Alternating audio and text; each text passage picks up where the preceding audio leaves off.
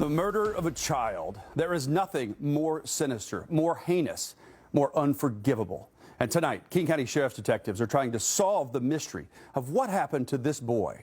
It's not a cold case, even though it happened more than 36 years ago. They believe it can be solved. And now the cash reward has been raised to $5,000 for your help. Washington's Most Wanted's Olivia Lavoie spoke with the family of 13-year-old Pat Cress and the major crimes detective working to piece together a very bizarre puzzle of circumstances. Nestled in the city of Kirkland is a little neighborhood decorated with nice homes and families who feel safe and peaceful here. Kingsgate. But it's also a town that may be harboring the secrets of a boy's murder. I think somebody knows something. Somebody knows something. Dick Cress's son Pat was 13 in the spring of 1983. On the morning of April 30th, he woke up at a friend's house. It was the first time he'd slept away from home. When it was time for Pat to go home, his parents asked him to meet them about a mile away at this Safeway grocery store. It was broad daylight when he walked out of his friend's house and vanished. What if? You know, if we'd have just got the directions to the Sassville home and gone to pick him up there, things would have been a lot different. For 18 agonizing days, Pat was missing. Family says police thought he was just a runaway, so loved ones were forced to search on their own. And then there were the rumors. We heard the rumors, yeah, just like everybody else did. Rumors about the boy being murdered, his head bashed in and his body in water. I don't think that rumor was investigated. But that all changed after a construction worker found Pat's body. The knock on the door to tell Katie that Pat's body had been found, that probably has to be about the hardest. I can still hear my dad's knees hitting the floor when he came home that day, that they had found Pat's body. And every once in a while, I will hear a sound that sounds so much like it. And you're right back there. Submerged in a water-filled ditch, Pat was killed from blows to the head. The boy, his wallet, and this transistor radio were hidden for weeks at a construction site underneath thick leaves. For the Cress family, their constant searching came to an end. And I will tell you, there was a time my wife and I were less than 10 feet from his body. And God blessed us that afternoon, because I can't imagine what our lives would be if we just stumbled onto his body that afternoon. I just can't think about that. The discovery of Pat's body didn't just confirm his family would now forever live in a fog of grief and anguish. It also meant that some of the grim rumors around the middle school were true. And that pointed to a chilling theory.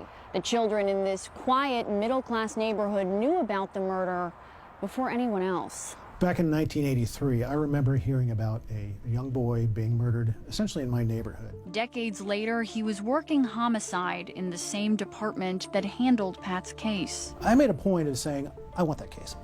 Don't give it to somebody else. I was excited because of this rumor of a rumor about Pat's body being known about prior to it being found. And frankly, I thought, oh, this is going to be, if not easy, it's going to be doable. Mellis has now had the case for longer than Pat Cress was alive. What once seemed simple has proven to be anything but. I still can't find a single person that will say, I heard that rumor very specifically from this very specific person. Witness accounts so jumbled it's hard to tell fact from fiction, which brings Detective Mellis to another possible piece of this puzzle. While Pat reportedly agreed to walk to Safeway to meet his parents, the two boys he was with that afternoon recall things a little differently. Their memory is that Pat sits down and waits for somebody to come get him. Now, they don't know, or there's no definitive way of knowing who was going to pick him up. But these two young men remember that Pat suddenly announces, there's my ride, I'm going to go. and walks out the door. Mellis says one of the boys reportedly looked out the window as Pat left. This would have been his approximate view of the end of the cul-de-sac. In this photo created by Detective Mellis, you can see the end of a car the boy described seeing. A gray 70s vehicle similar in style to an unmarked cop car.